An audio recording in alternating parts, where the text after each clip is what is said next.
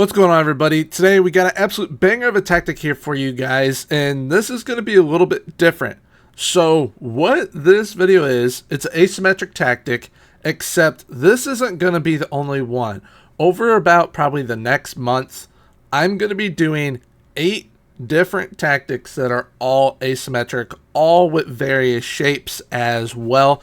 And it's going to be part of a series called the Kaiju series. Basically, I'm modeling it off of a show that I watch. What a kaiju is, kind of like a beast. So these are all going to be beast and elite level tactics. And this one today is an absolute banger. It is called Kaiju No.1. It is a 4-4-2. And we tested with Everton, which if they didn't have the point deduction, could have won the whole darn league, which is absolutely insane. So, if you end up wanting to give this tactic a go for yourself, I'll be linking my Discord down below in the description. That is where you're going to be able to download any and all of my tactics from within the download section of the Discord. But now, without further ado, let's go ahead and get into today's video.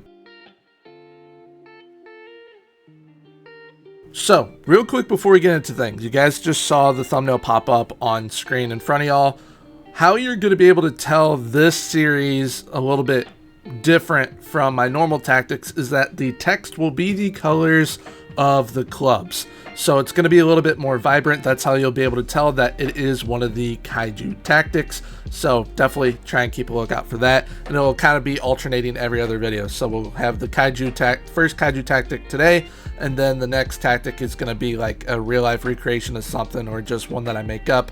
And then after that, another Kaiju tactic, so on and so forth. But we're not here to talk about that, are we? We're here to talk about why this asymmetric 4-4-2 is so darn good. Because we test with Everton. They start on a 6-point deduction.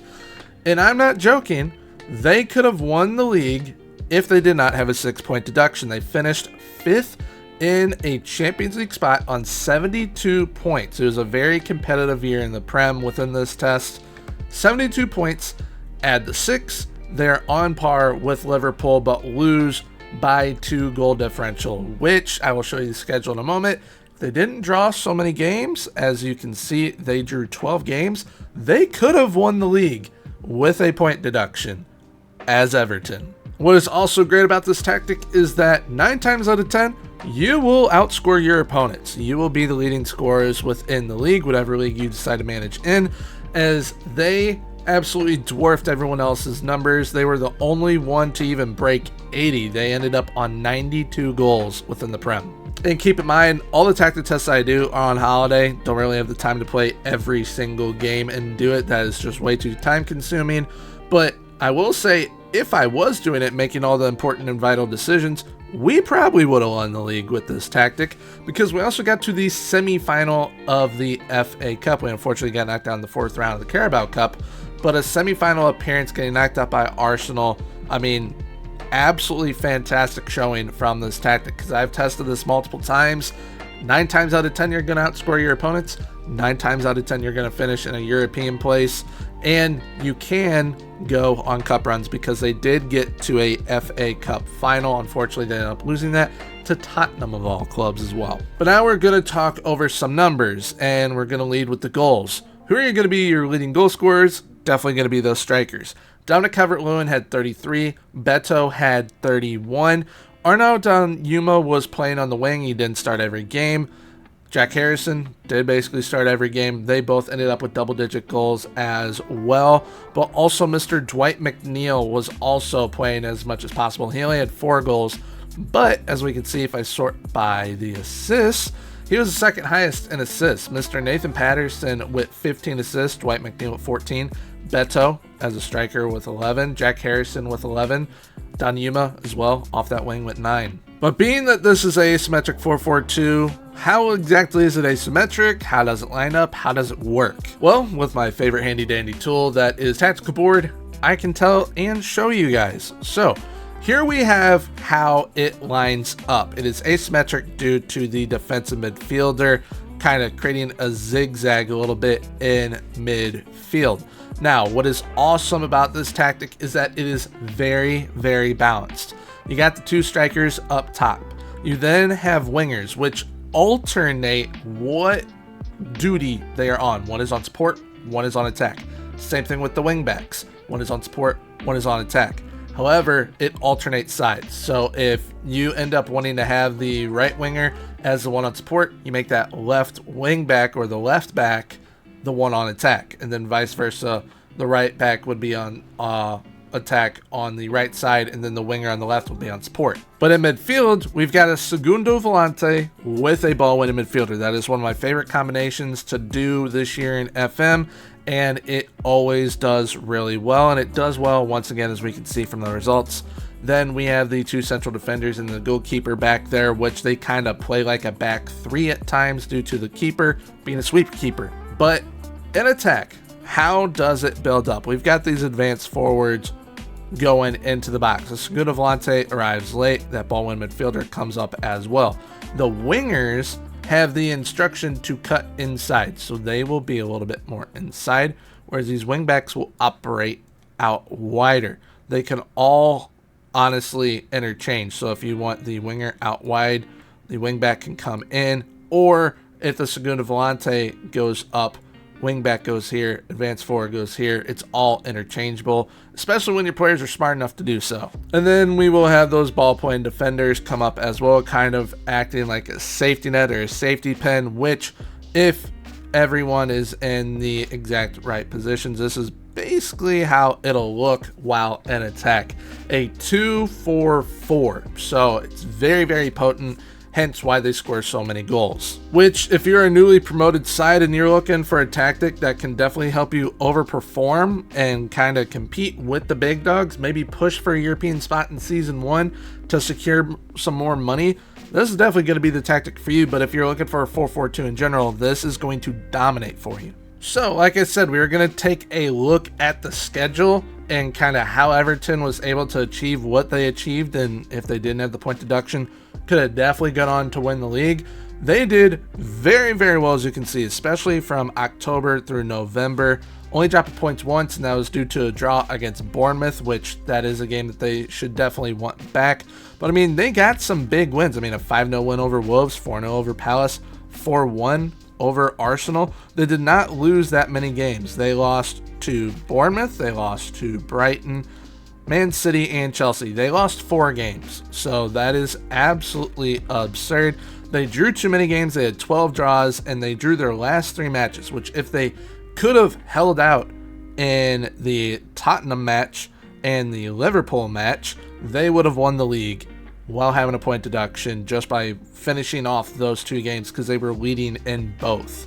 So they definitely could have and should have maybe won the league. But real quick, before we get into the tactical side of things on FM, I want to show you guys a highlight really quickly from one of the matches. It is a 4-1 win over Burnley. I'm going to show you guys in 2D matches just so you guys kind of get a bird's eye view of how the tactic performs, as well as the set pieces, which I'll link my set piece video down below in the description if you guys wish to check that out, because the set pieces really helped them with the success that they had within this test. The 4-4-2 is amazing, but paired with the set pieces, it was absolutely unbelievable.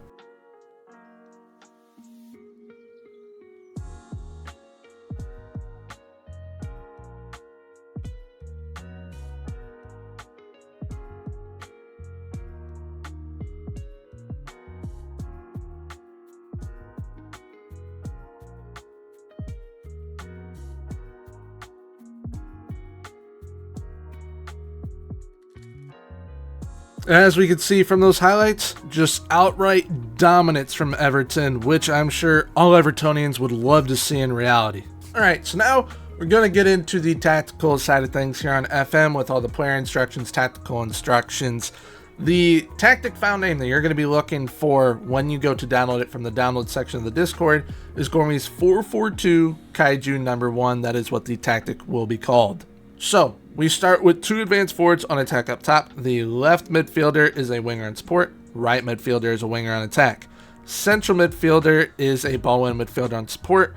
Segundo volante on support and defensive midfield. Then we have the wingback on attack on the left, wingback on support on the right, 2 ball-playing defenders on defend, and a sweep keeper on defend. Now, like I mentioned earlier, with these wingers and wing backs, you can swap these roles if you wish to do so. If you want your winger on the left side to be on attack, your winger on the right side to be on support, you do that switch, and then you switch the roles as well with the wing backs also, because it complements each other really, really well. But on the advanced forwards on attack, they're left as is. The winger on support on the left side has crosses aimed at center, shoot more often, and tackle harder. Winger on attack, that right midfielder, has crosses aimed at center, shoot more often, and tackle harder. Ball win midfielder on support has crosses aimed at the far post, because we'll be looking for Beto or Calvert-Lewin, McNeil, as well as Mikolenko. Segundo Volante on support has moving to channels and tackle harder. Wingback on attack has cross more often, crosses aimed at center, and tackle harder. The wingback on support also has cross more often, crosses aimed at center, and tackle harder. Both ball playing defenders were left as is, and sweep keeper on defend was also left unchanged. When it comes to the mentality, I suggest going either attacking or positive, although you will get the best out of this tactic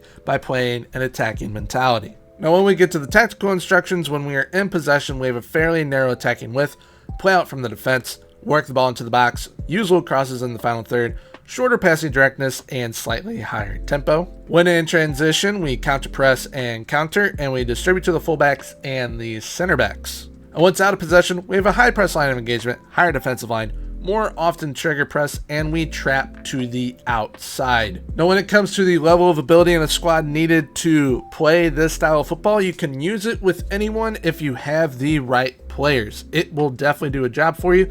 And if you are a smaller club, or a club kind of in dire straits, kind of like Everton is, kind of like Nottingham Forest, both of them within the Prem, then this can definitely help you overachieve to a dramatic extent, as we can see, because 9 times out of 10, you will be finishing in a European spot, whether that's Champions League, Europa League, or the Conference League. But when it comes to the tactical tweaks, I already went over a couple of them with changing those wingers and wingback roles, but there are a couple others that I would suggest if you wish to make them. So say you're chasing the game late on, you need a goal, you're going to take that Segundo Volante from on support to attack. That'll help you drastically. They perform even better than they do on support. And when you are out of possession, if you want to take off the trap outside and kind of wait to see how you're going to do the pressing trap throughout the game, you definitely can do so.